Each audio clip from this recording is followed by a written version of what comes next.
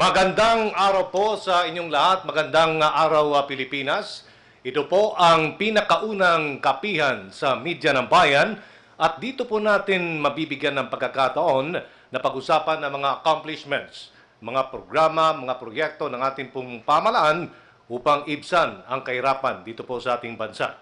At para sa umagang ito, ating pong pag-uusapan ang budget na nakalaan para po sa taong 2016, next year po yan, na dumaan sa bottom-up budgeting process ng National Anti-Poverty Commission, NAPC. Pag-usapan din natin ang nakalaang budget para sa Department of Social Welfare and Development, at ang budget para sa Department of Education, para sa edukasyon natin, K-12 program, pati na rin ang budget para sa Commission on Higher Education para sa support ng transition program dahil nakaambang po ang pagpapalit ng administrasyon next year 2016.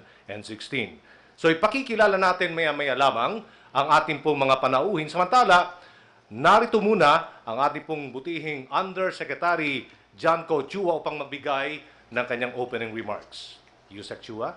Thank you, Aljo. Welcome po sa kapihan sa Media ng Bayan. Responding to the call of the times, ang Presidential Communications Operations Office has embarked on a project that sought the convergence of all government communication platforms, television, radio, print, and digital media. Ito ang tinatawag nating media ng bayan. And we have been capitalizing on this convergence to better communicate ongoing activities under the Philippine Development Plan. Kung maaalala ninyo, on the day he took office, he took his oath as President of the country, President Aquino called on us, ang kanyang mga boss, to participate in development initiatives the government was to embark upon. We needed to gather stories from implementing agencies in order to communicate the successes of PDP and continue inspiring our people to participate. Lagi ko ring naalala ang former Director General ng Philippine Information Agency, isang kaibigan ko, si Billy Esposo.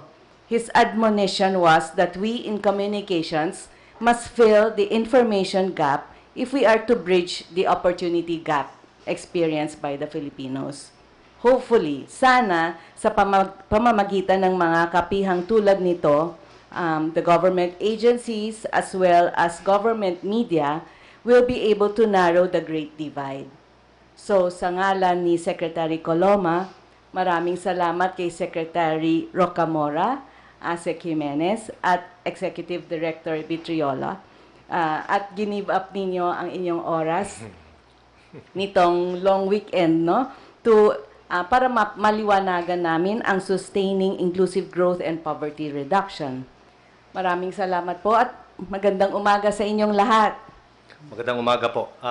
Maraming salamat, Yusek Chua. Samantala, ipakikilala po natin ang ating pong mga bisita. Ngayong araw na ito, si Secretary Joel Rocamora ng National Anti-Poverty Commission. Secretary, magandang araw. We also have Assistant Secretary Javier Jimenez, ang tagapagsalita ng Department of Social and Welfare Development, DSWD. Welcome. And Attorney Julito Vitriolo, Executive Director ng Commission on Higher Education. Attorney Vitriolo, magandang araw. Magandang araw po at magandang umaga po sa lahat po nakikinig.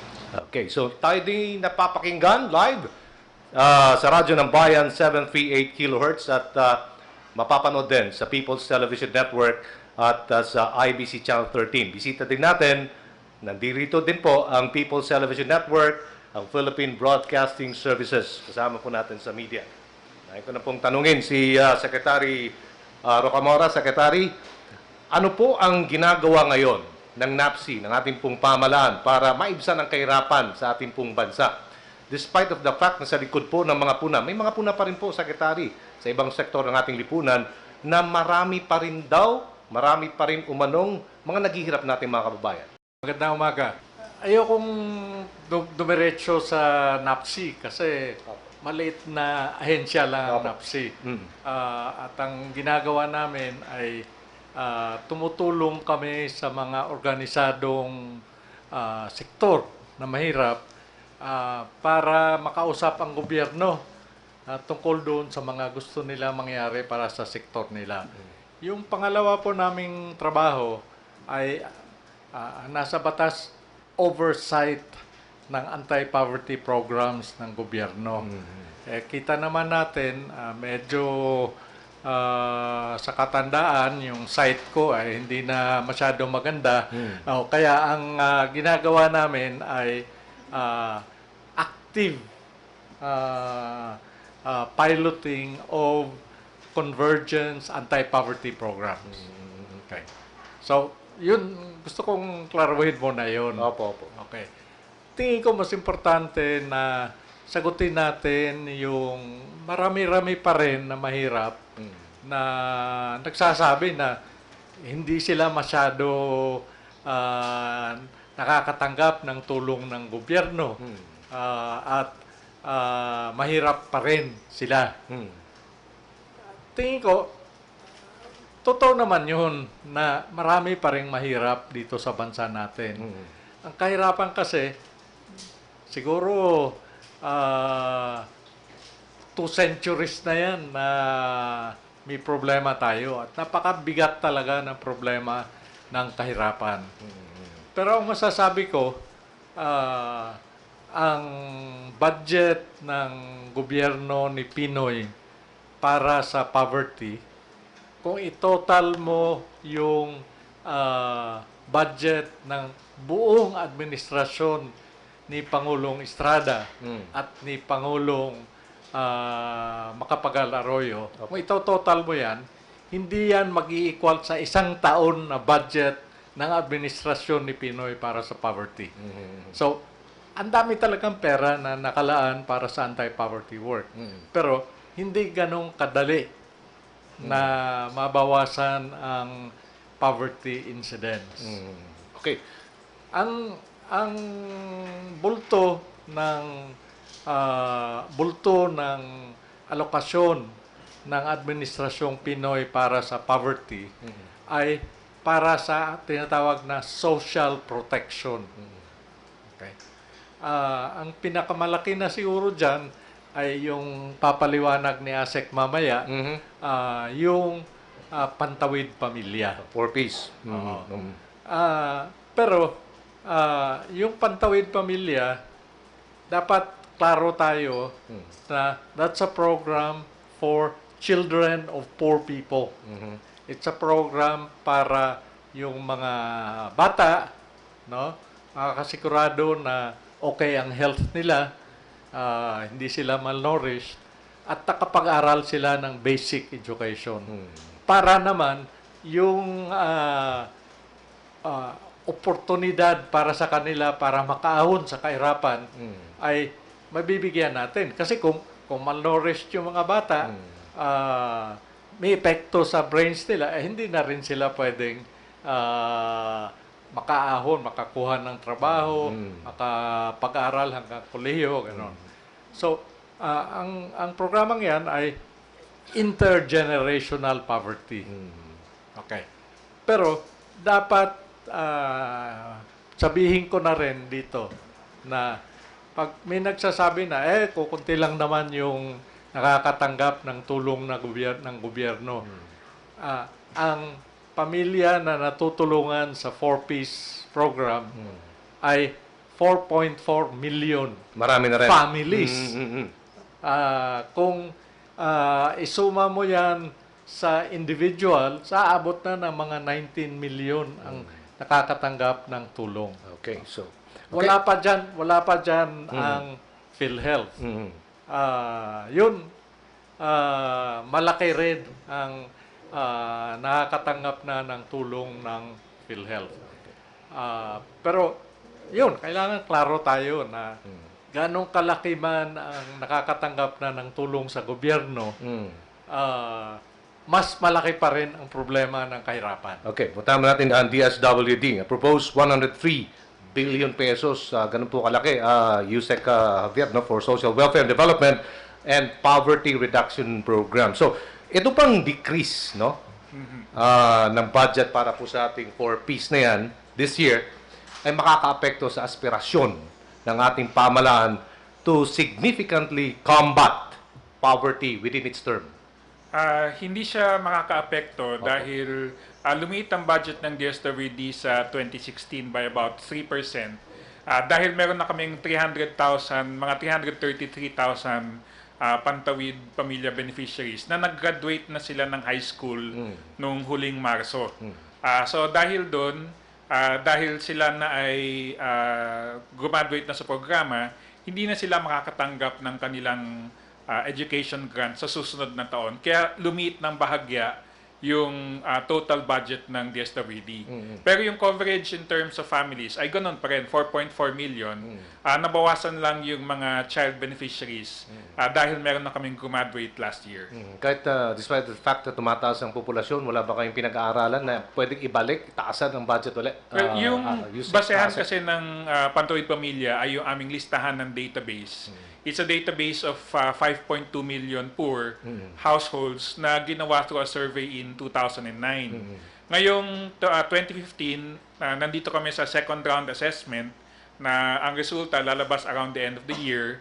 Tapos depende sa resulta na yon, pagpaplanuhan sa 2016 kung ano yung pwede maging programa for implementation in 2017. Okay. Sa chat naman tayo kay Attorney Vitriolo. Support to Transition Program. 10 billion po, Attorney, no, ang inyo pong budget for 2016? Yun ang ating hinihinging budget sa kabuuan ng para sa CHED, no. Pero nabanggit mo yung suporta ng pamahalaan sa pag-i-implement ng K-12 program ng gobyerno. Sa parte ng CHED, meron tayong pinopropose na 8.27 or almost 8.3 billion pesos para masuportahan yung pag-implement nito. Ngayon, para saan ba itong pondong ito? Kasi makikita natin na pag in-implement nga naman ng K-12 program come 2016, walang mga first year college na papasok sa kolehiyo. So, malaking kakulangan ito sa ating mga paaralan dahil in terms of viability.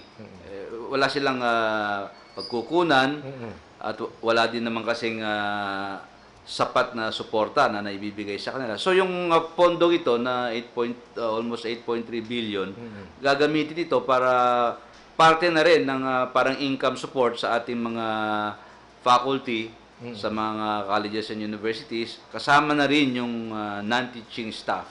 So tinatayang siguro almost 25,000 faculty and non-teaching staff ang matutulungan dito, Well, yung 8.3 billion na yan, gagamitin yan sa unang-una sa pagbibigay ng scholarship for graduate studies. Makikita natin na ito yung pagkakataon kung saan kokonti, walang papasok na kolehiyo, first year sa kolehiyo. 2016 yan. 2016. Opo. So, ang mga faculty natin na maraming ma-displace dyan, Dahil wala naman tuturuan, first year, so may impact yan sa kanilang gagawin. So, yung iba na para maging makabuluhan, yung kanilang oras at ma-bridge din natin yung pangangailangan natin to improve yung kalidad and qualification ng ating mga faculty, ito na yung pondo na gagamitin. So, tinatayang libu-libong faculty ang ating mapapag-aral dito sa pamamagitan ng scholarship for graduate programs. Ito yung masteral and doctoral. Meron din tayong mga development grants na ibibigay. Yung mga faculty na meron ng mga advanced degrees, pwede silang gumawa ng mga researches. Pwede silang pumasok sa community or industry immersion activities. Extension programs, pwede rin. At doon sa kabilang panig naman, yung paggagawa ng instructional materials, kailangan din natin yan, yung gustong gumawa ng libro, gustong gumawa ng mga materials for both college at senior high school, may suporta dyan, ang isa pang suporta ibibigay natin, doon mismo sa paaralan na gustong magkaroon ng, for example, research activities, research projects, or innovation grants. Marami silang mga gagawin, marami silang mga, suggestions para mapa-improve. Halimbawa, yung mga kung ano-anong sistema dyan or anong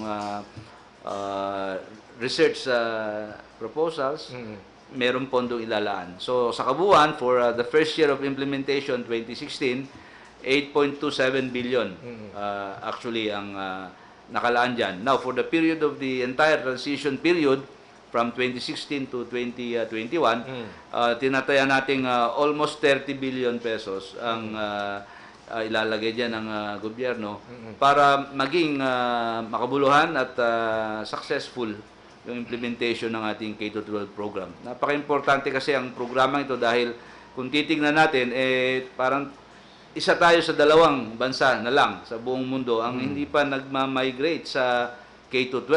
Kahit saan ka pumunta ngayon, dito sa ASEAN, tayo na lang yung kauli-ulang bansa na hindi pa K-12. So, matagal lang na-postpone ng mga usaping ito ang pag-i-implement, almost 40 years na. So, it's about time na kailangang ma-implement na yan. At definitely, nakakasana na yan. Nandiyan na yung mga pondo, ANCHED, ang DepEd, even DOLE, and other concerned agencies, nakaset na lahat ng plano rito. Okay.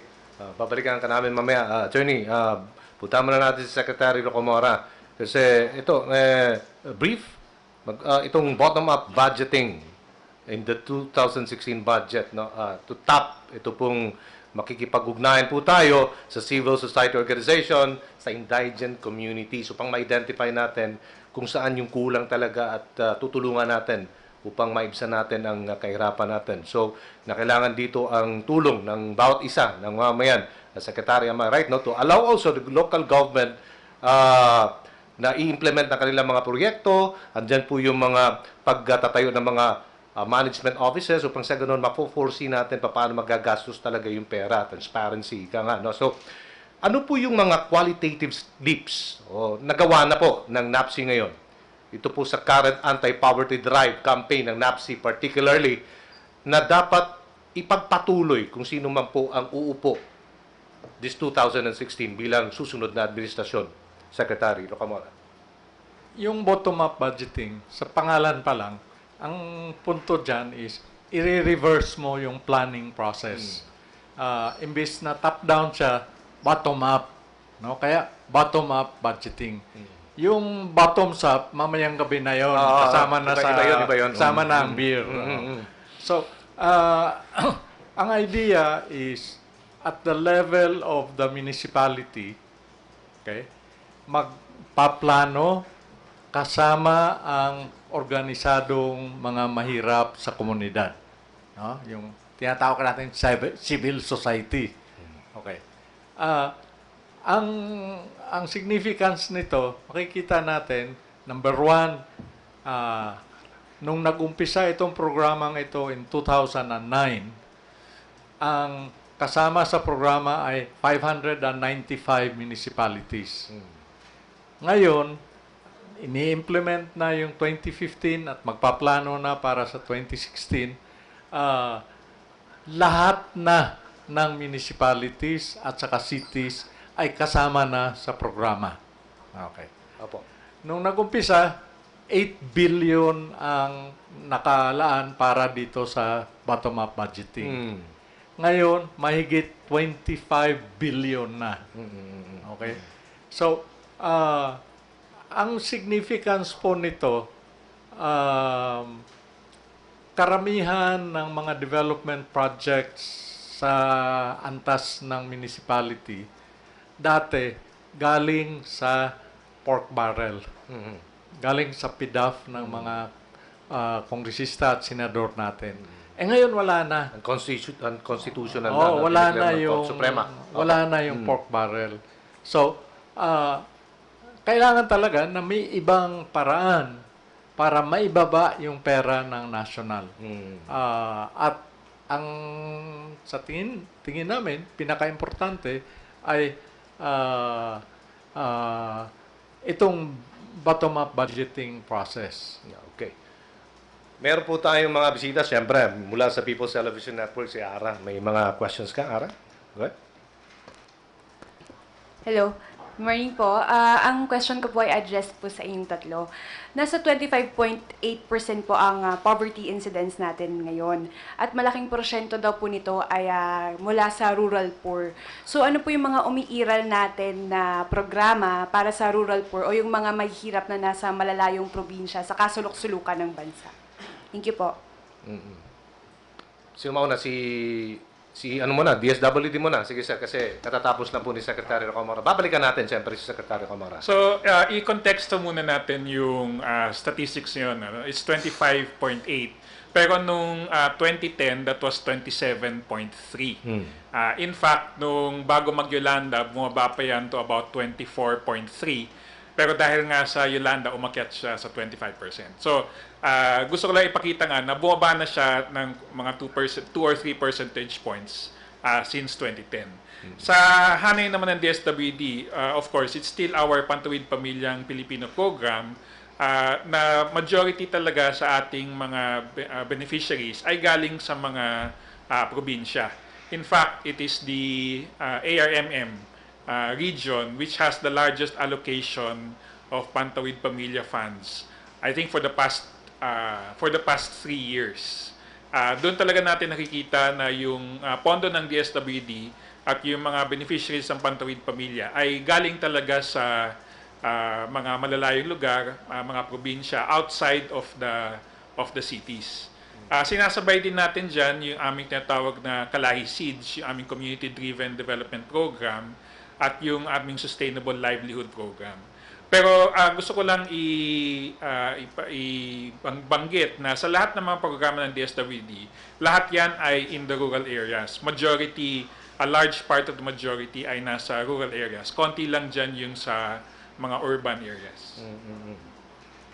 Siguro bilang pagtugon doon sa katanungan, sa larangan naman ng higher education, kung titingnan natin, nung 2010, pagpasok ng before ng Pinoy administration, mga about 50,000, 55,000 warm bodies lang yung nabibigyan natin ng student financial assistance.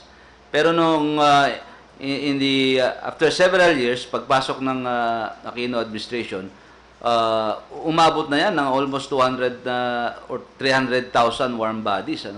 So makita natin yung laki ng diferensya at yung sa pagtugon doon sa kahirapan. At paano ba natin ginagawa nito?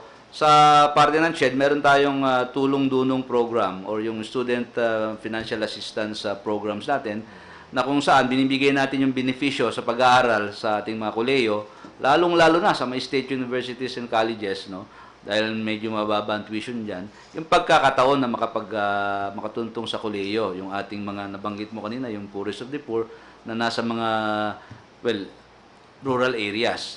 Dito, yung mga external campuses ng ating mga state universities na nasa mga liblib na pook, dito kadalasan pumapasok ang mga estudyanteng ito sa pamamagitan ng suporta na binibigay ng ating pamahalaan.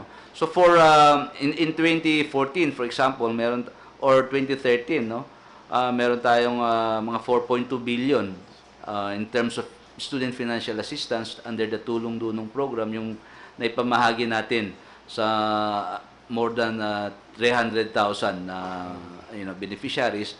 For this year, meron tayong 1.3 billion na mamahagi. Pero sa parte ng mga state universities at colleges, meron namang 1 billion.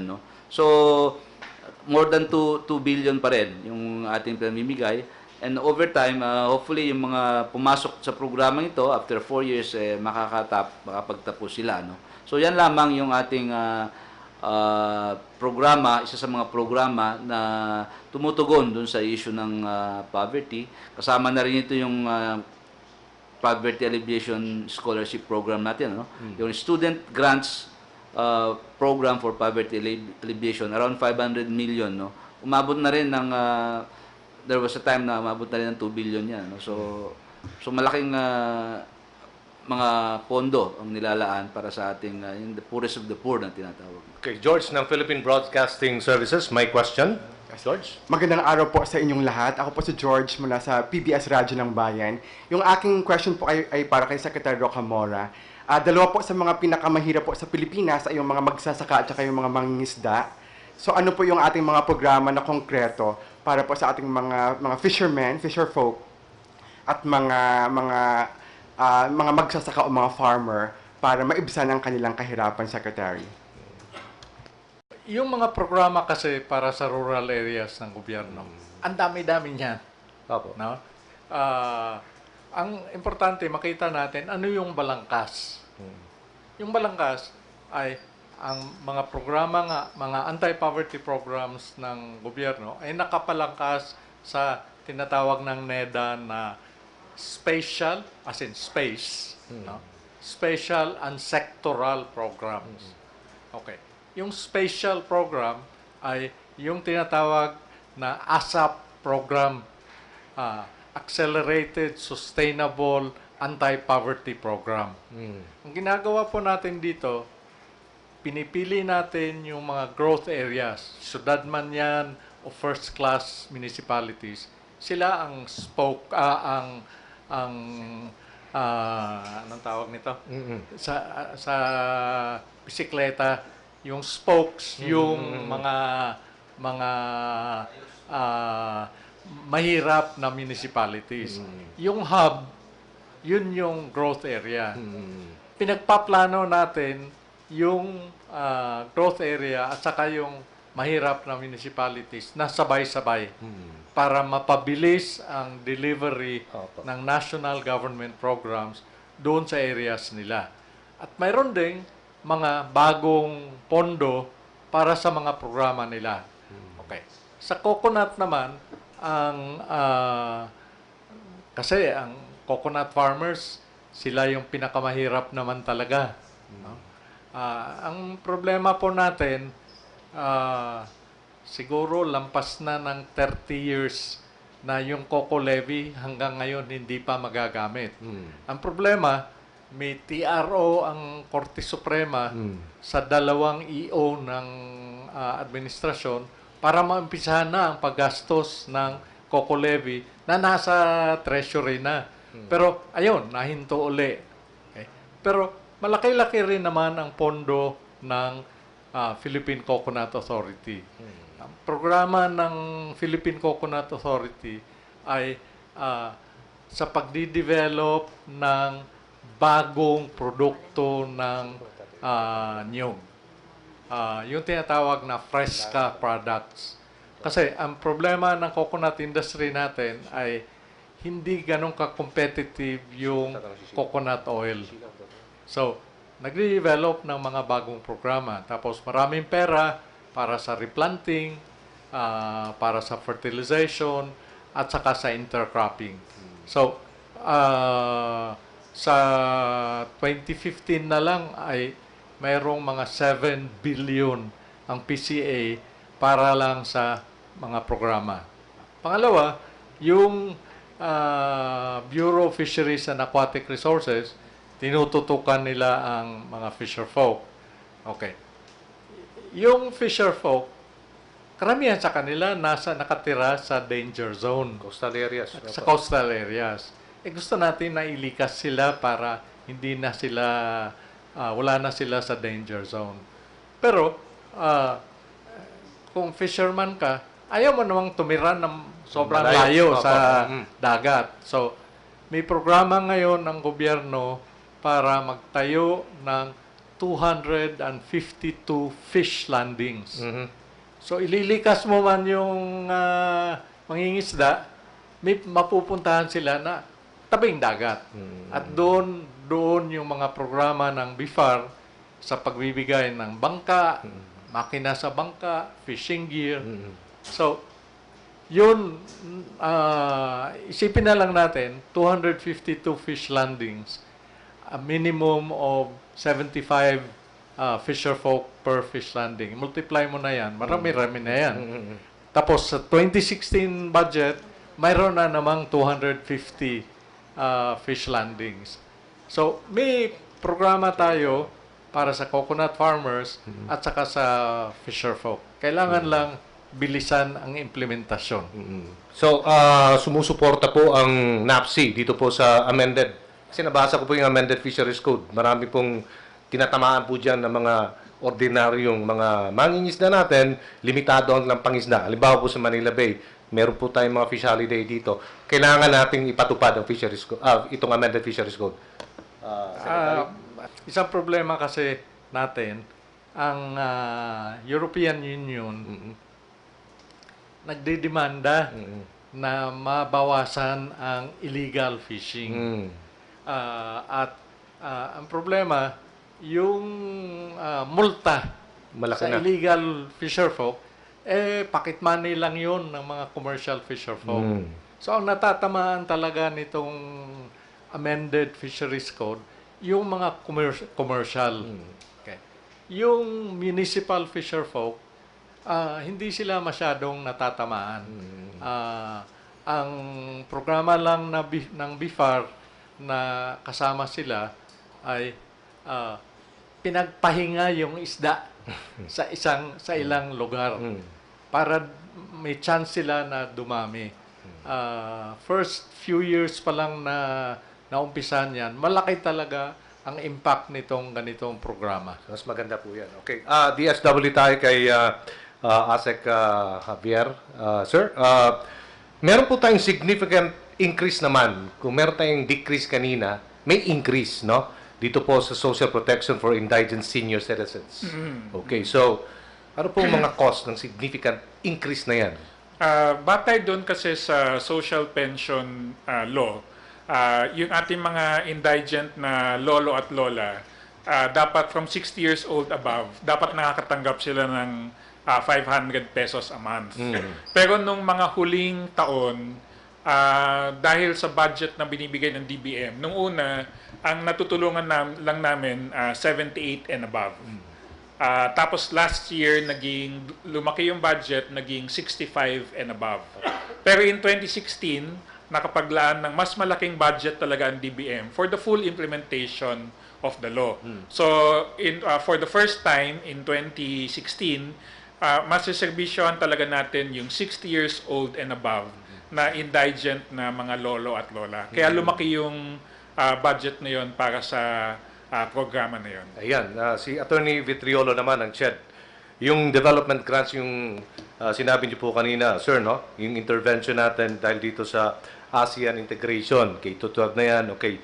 Yung qualification ng ating mga faculties, mga trainings na dapat nating ipatupad, yung faculty upgrading. Pwede niyo bang explain further about this? And ano po yung mga packages at innovations grants sa mga institutions po? Attorney. Well, under yung support sa K-12 transition na ipatupad sa CAM 2016, yung unang-una doon yung scholarship for graduate studies or advanced studies. So yung ating mga pipili tayo sa mga qualified na institutions, ibig sabihin ito yung makapagbigay ng mga candidates sila na papasa sa requirements. Meron ka tayong mga pamantay dyan, magbibigay tayo ng suporta para tapusin nila yung kanilang masteral or doctoral programs in key disciplines. Ito yung mga pangangailangan ng ating bansa para lalong umigting at mapatagpo yung development talaga. Hindi lamang siguro economic but yung industrial and technological advancement. So marami tayong mga faculty diyan na hindi pa tapos yung mga graduate degrees nila, Kung ikukumpara kasi natin sa ibang bansa, ang 50%, more than 50% actually ng ating faculty mga bachelor's degree holders pa lang Yung ating masteral degree holders mga 34% lang yan. Then kung PhD ang ating pag-uusapan 11, sa ibang bansa medyo baliktad yan. Mataas talaga yung kanilang yung mga holders ng mga advanced degrees. Gusto nating lumapit diyan at sumabay din So ito yung pagkakataon. So hihikayatin yung ating mga colleges and universities magbigay ng mga candidates nila or nominees for these types of programs. Now for 2016 mga 3.2, 3.3 billion pesos yung ilalaan natin diyan Pwede silang mag-aral dito sa Pilipinas in certain meritorious cases, pwede sa ibang bansa, no? Kung saan nandun yung expertise, ika nga, no? Then yung second package natin, yung development grants. Ano ba yung development grants? Yung mga tapos na ng masteral or ng doctoral nila at gusto pang i-enhance yung kanilang qualifications, gustong mag-update, gustong mag-retool, pwede rito, ano? So, pwede silang kumuha ng mga short-term training courses, pwede silang mag-undertake ng industry immersion, ano?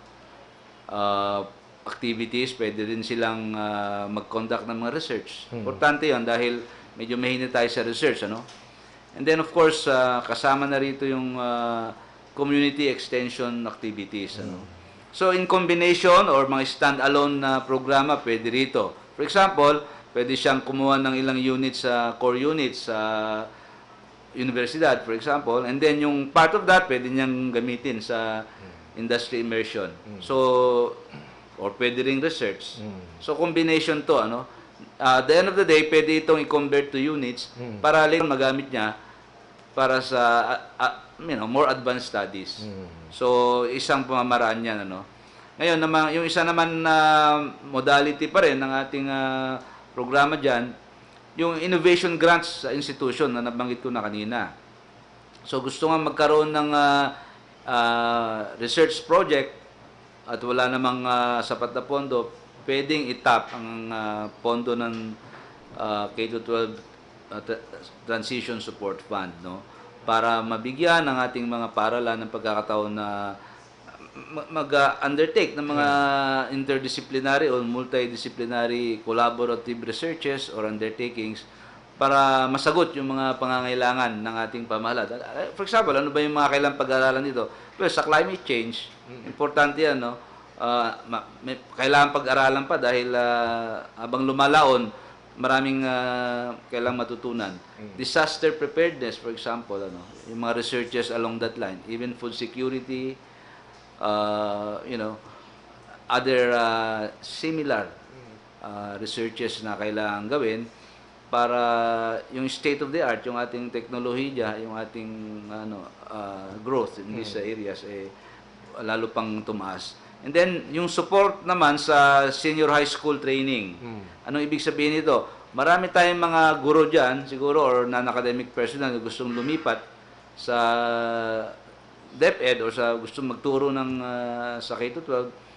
Dito sila matutulungan, no? Kasi medyo kakaiba naman yung skills diyan, yung methodologies. So pamamagitan ng mga pondong ito, ma-hone or ma-enhance yung kanilang skills. Sa kabilang banda naman, kailangan din tayo gumawa ng mga materials, instructional materials para sa ating K-12 program. Dito din pwedeng kumuha ng suporta ang mga faculty natin, ang ating mga paaralan, para masuportahan yung magandang pag-implement, no? So, nabanggit ko rin kanina, over a period of 5 years, yung ganitong mga activities, hanggang matapos ang transition from 2016 to 2021, almost 30 billion pesos ang ilalaan dyan. And for 2016 alone, meron tayong ilalaang 8.27 billion. Okay. DSW tayo, ASEC Jimenez, yung mga naumpisang programa ngayon ng DSWD, marami po yan, magaganda, no? Yung 4-piece CCT program, project natin. Ano pa yung mga nakikita yung qualitative leaps naman? Kanina tinanong ko po si Secretary Rocamora dyan. In the current anti-poverty programs na pinatutupad po ng ating pamahalaan ngayon, na dapat ipagpatuloy sa susunod na administrasyon. Sa taong ito, yung ating Pantuwid Pamilya, 4.4 million families. And we work within the 25% na poverty statistics ng NEDA. Pero despite that, madami pa rin tayong mga pamilya na sinasabi nila, mahirap kami, dapat kasama kami sa Pantawid. Pero based on the official statistics ng NEDA, hindi na sila mahihirap. Ito yung kung titingnan natin yung SWS survey on yung self-perception on poverty. Over the years, mga 40 to 50%, doon naglalaro yung statistics. 40 or 50% of our Filipino families ang paniwala nila, mahihirap sila. Pero ang NEDA, sinasabi niya, hindi, 25.8 lang. Ang ibon naman, kung titignan natin yung Ibon Foundation, kasi sinasabi nila, 70%, 7 out of 10 Filipino families are poor. So ngayon, titignan namin, itong mga pamilya na hindi naman mahihirap based on NEDA statistics, pero sa tingin nila, mahihirap sila, ano ba yung pwedeng tulong na pwedeng ibigay ng DSWD? Kasi sa talaga pananaw nila, mahirap talaga sila at kailangan silang tulungan. So tumitingin kami ngayon dito sa isang kategorya ng near poor or those who live a little bit above the poverty line. And ano yung programa na pwede naming itulong sa kanila, at yon ang ibabalangkas namin this year, and hopefully sa susunod na administrasyon, doon natin yon may implement alongside with the Pantawid Pamilya para makita talaga ng ating mga mamamayan na tumutugon ang gobyerno doon sa kanilang problema ng kahirapan. Street dwellers sa ASEC kasi marami ako napapansin. Although may ginagawa naman talagang gobyerno, di ba? Kaya lang, andyan pa rin po sila Sa Taft, ang kahaba ng Taft, ang dami po nakatira dyan sa gitna ng ilalim ng tulay. Sa Malate, ano pong ginagawa ng DSWD in coordination ng ating pong local government units? ASEC. So, importante yun na i-emphasize nga natin na it's DSWD in coordination with the local government units. Kasi yun talaga ay kanilang responsibilidad under the Local Government Code of 1991. Kasi ang DSWD, we are a devolved organization. Hanggang regional na lang kami. Una, as a quick response, meron kaming Twitter account na Save Street Kids, na kung saan pwede sila mag-tweet kung meron nakita. And then, we mobilize a team, DSWD, MMDA, at LGU, para mag-conduct ng outreach, para matugunan kaagad. Tinutulungan din namin yung mga lokal na pamahalaan na magkaroon ng mga tinatawag natin na diversion programs. Kasi hindi talaga sila dapat dun sa kalye, either umiikot or nakatira. So, nagkakaroon tayo ng mga iba't ibang programa para nga matulungan sila, especially sa livelihood. Meron din kaming modified conditional cash transfer program kung saan yung mga street families, 2,000 of which is Metro Manila, nabigyan na rin natin sila ng Pantawid Pamilya at binibigyan din natin sila ng rental assistance for 6 months to 1 year hanggang maka-establish sila ng kanilang sustainable livelihood. Pero syempre, for every 1 or 2 families na matulungan mo, dahil nga ang Metro Manila, madami talagang mga transient, madami nanggagaling sa probinsya. Pag tinulungan mo isa, dalawa, may 5 na darating ulit. Kaya importante yung binabanggit ni Secretary Comora na programa ng NEDA on ASAP, yung Accelerated and Sustainable Anti-Poverty Programs, para yung growth centers outside of Metro Manila. Pag naging successful na yon, hopefully, yung bababa yung mga number of families who come to Metro Manila to look for good opportunities. Hindi na sila kailangan pumunta sa Manila, maniraan sa mga kalye para makahanap sila ng trabaho or ng livelihood. Noted po yan. Okay, so wala nating oras, sayang po, no? Isang oras lang po tayo, pero parting words, no? May isang pananalita po. Magsisimula po tayo kay Secretary Rocamora. Very brief lang po. Napaka-importante na ipagpatuloy ang mga anti-poverty programs nitong administrasyon na to. Sa akin, dalawang bagay. Yung nakalaan para sa social services sa national budget na mahigit 38%. Yun ang pinakamalaki kumpara mo sa economic services or infrastructure. Yun dapat pagpatuloy yun. Yung pangalawa, tingin ko importante na pagpatuloy natin yung BUB. At malapit na ang eleksyon, siguraduhin natin na yung iboboto natin ay yung kandidato na familiar na sa BUB para makasigurado tayo na ipagpatuloy ang BUB. Okay. Si Attorney Vitriolo, parting words, sir. Well, napakahalaga ng role ng edukasyon sa anumang lipunan o pamahalaan. So, kailangan dito pag-igtingin natin yung ating mga efforts. Kailangan naman sa ating mga beneficiaries dito sa mga suporta na binibigay ng ating pamahalaan sa edukasyon, sana wag din nilang sayangin yung pagkakataong ito dahil siguro kahit anuman mangyari, yung edukasyon na nakamit nila, yun yung sinasabi nga natin, magbibigay ng kaibahan or that will make a difference sa kanilang buhay. Asek Jimenez, your turn, sir. Well, yung budget ng DSWD in 2010 was 10 billion. In 2016, we are 108 billion. This is a 1,000% increase. At kami nga sa DSWD, just to contextualize, in 2005, ang budget namin 2 billion. So sabi namin, saan galing tong pera na to? I think this is a concrete manifestation of Daang Matuwid. Na dahil konti na lang ang korupsyon sa ating gobyerno, mas madami doon sa pera pupunta sa social services. Katulad binanggit ni Secretary Comora, 38% of the budget is for social services. This is unprecedented in any administration. So, naumpisahan na natin yon na kakapag may investment na tayo at sana tuloy na to into the next administration. At kung sino man na maging presidente, dapat ipagpatuloy. Okay, maraming salamat ating pong bisita ngayong araw na ito. Thank you so much. Secretary Joel Rocamora ng NAPSI, National Anti-Poverty Commission, Assistant Secretary Javier Jimenez, tagapagsalita ng Department of Social Welfare Development, at ang buting Executive Director po ng Commission on Higher Education, Attorney Julito Vitriolo. Yusek John Cochua, ma'am. Thank you so much po sa inyo pong presensya dito. Thank you so much, ma'am. Yusek John Cochua ng Presidential Communications Operation Office. Thank you, ma'am. At recognize din natin ang ating mga kasamaan sa media.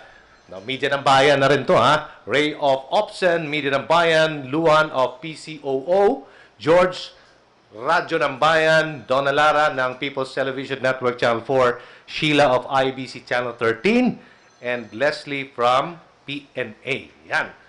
So yun po mga kaibigan, ang ating pong napag-usapan, accomplishments, yung budget, paano po ginagastos yung pera ng bayan, transparency, importante po yan, may ginagawa talaga ang ating pamahalaan. Okay, so nakikita po natin at napakinggan kung paano po nila ginagampanan ang kanilang mga tungkulin. Sa CHED, yung transition pong ginagawa ngayon, kasi meron po tayong full implementation na ng K-12 program. 2016, wala po tayong mga enrollees niyan para po sa ating college o level, no, sa kolehiyo. Ginagawa po ng paraan ng SHED yan. DSWD, tuloy-tuloy itong Conditional Cash Transfer Program for Peace, Inclusive Growth. Mag-invest po tayo sa edukasyon at sa kalusugan. No? 20 to 30 years, makikita natin yung effect niyan. At ang ginagawa naman po ng programa ng NAPSI upang ibsan ang kahirapan. Maraming salamat po mga kaibigan. Maraming salamat po sa ating mga tagapakinig dito po sa Radyo ng Bayan 738 at tagapanood PTV Channel 4 at ng IBC Channel 13. Tayo po'y magkita-kita sa susunod na linggo dito po sa Kapihan sa Media ng Bayan. Thank you.